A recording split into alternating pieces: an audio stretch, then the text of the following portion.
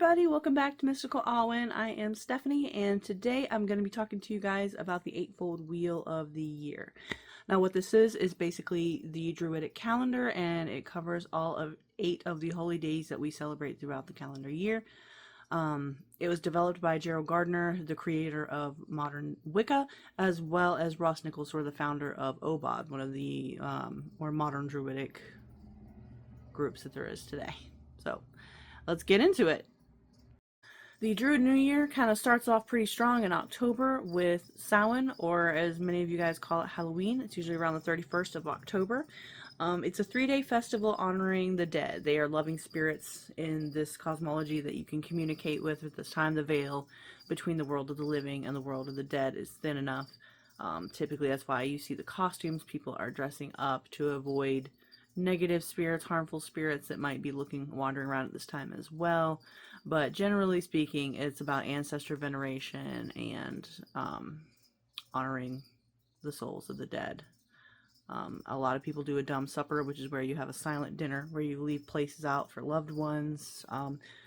There's also altars similar to the ofrendas that the Hispanic cultures do for the Day of the Dead. So there's a lot of crossover there, but we do tend to try to stay in our own lane. Death and rebirth are common themes.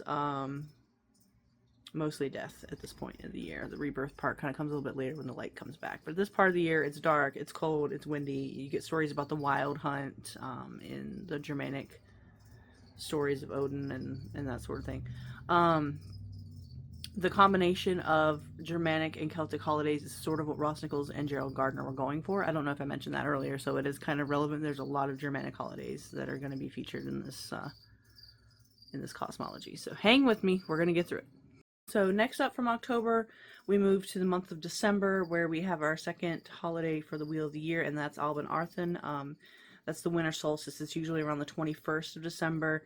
You're going to have common themes of light and darkness. It's the darkest night of the year, and a lot of people feel that weight of winter setting in, and cold and dark, and it seems like you're gonna die. I mean, you don't know if you're gonna survive the winter. That's how ancient peoples felt. So we still have that sense today, and that's why there's a big deal about welcoming the light back when it does return on the morning of the solstice. So a lot of people will stay up all night and honor the return of the sun. There's a lot of people that will just get up and do a solar ritual, and they do it at different points throughout the day. I believe that's what they do at Stonehenge. So there's lots of different ways to do it. But death and rebirth are going to be your common themes. We focus on things that haven't served us well. We get rid of those, we kind of shed those and seek the light, kind of rebirth, kind of a new chance at things. And that brings us to our next holiday, which is going to be Imbolc, which is in February. Now, Imbolc is typically observed on the 2nd of February. This is going to be your first of 3 spring celebrations. This is going to be your first start of the spring, where you have those first little flowers are usually snowdrops that are peeking up out of the snow. Snowdrops are very big symbology around this time of year. Also lambs, because they are traditionally born around this time. There's lots of honoring of mother goddesses around this time due to the birth of the lambs. It just seems to be natural. It's a time of bardic inspiration. There's not much to do but hang around a campfire, tell stories, and sing songs. And that also brings us to the worship of the goddess Brigid, or she's also been sainted in Christian mythology as well.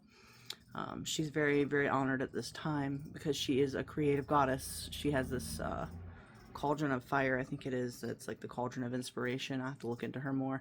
She's not one of the deities that I follow, so take that with a grain of salt. But there's a lot of stories around Brigid this time of year. Up next, you have Alban Eiler. This is going to be the 21st of March. This is your true spring equinox, and this is the second spring festival.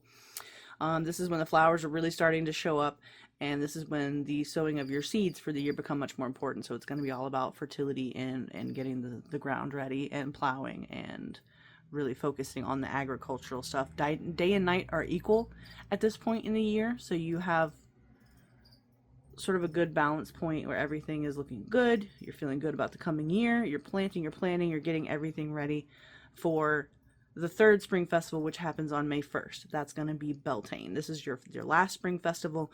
This is going to be the time when fertility and dancing and the maypole and the fertility of the land are really celebrated, because you're starting to see those results come up. You're starting to see everything before you harvest it, you're seeing it in all of its growing natural glory. Anybody who has a garden can, kind of, when things start to get going, you really feel good. Um, so May Day is super fun for that. Then you have Albin Heron, and this is in the 21st of June. This is going to be your summer solstice. So this is when the light has increased to the maximum, and this is the longest day of the year. So there's going to be lots of celebrations. They usually honor the sun at different times as well throughout the day. Kind of similar to welcoming it when it shows up in the winter solstice, and you have your summer solstice where it's like the sun is at zenith. Everything is kind of working out with abundance is sort of the vibe. After Albin Heron, you have Lunasa around the 1st of August. This is the beginning of your harvest festivals. At this point, wheat and barley were your notable crops. Bread is a really common way to celebrate around this time of year because they were what was made from the grains that were just harvested. Marriages were common around this time. I don't know if you've heard of hand fastings. Those were common throughout kind of from Maypole to Lunasa, like from May Day to Lunasa is kind of your range for like pagan hand fastings, and your marriages are going to be a lot of times during the warmer months. But that's also just when people could get out celebrate together. So how much of that is really social versus spiritual, you can get into it. The next holiday from there is Albin Eloed. This is going to be the 22nd of September. This is your autumn equinox. So this is your second harvest festival. It's kind of the end of the harvest.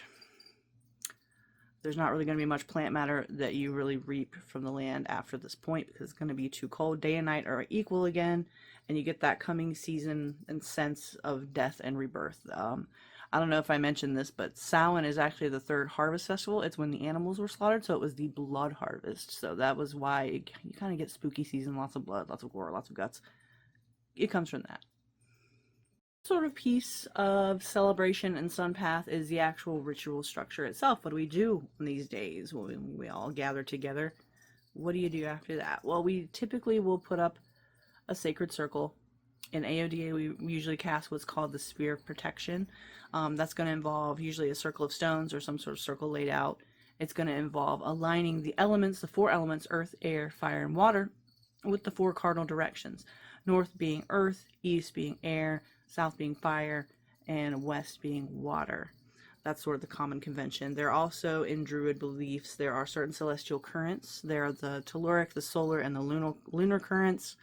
One originates from the sun, the solar current. One from the heart of the earth, or the telluric current, and one from the intersection of the 2 others, which is your lunar current.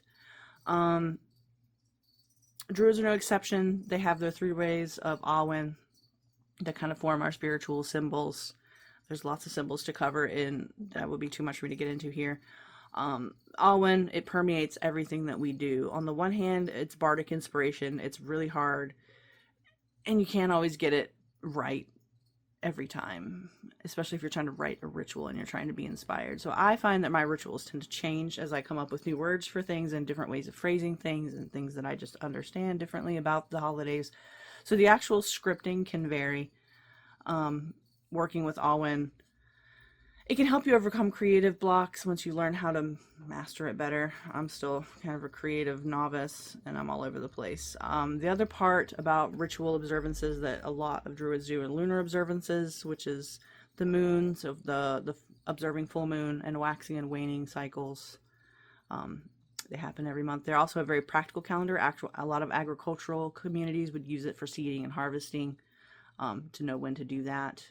So it's not necessarily, the agricultural calendar is great to go by, even if we don't really adhere to it in modern life anymore. It still feels very natural to do that. You can add whatever ritual work, whatever other magical work you want to do during these times as well. I add a lot of divination if I'm going to do the holy, like the days of the wheel of the year. I usually will add a divination piece to my rituals to kind of see what's coming up for the next little bit, to kind of see how the wheel of the year is going for me personally. But that's your choice. There's a lot of different things you can do. I don't want to I didn't want to go into too many of the details about the AODA rituals because it's their specific texts, and I don't know if I can just put that out there. I don't know if that would be disrespectful. So I'm trying to toe the line and kind of keep it very general and very across the board, because a lot of Druid practice is going to vary. But hopefully this video helps. It'll give you a better idea of what these holidays are, what the Wheel of the Year is, and how the flow tends to work. I am going to get into it a little bit more in my next video, so I will see you guys there. Thank you so much. Have a good one.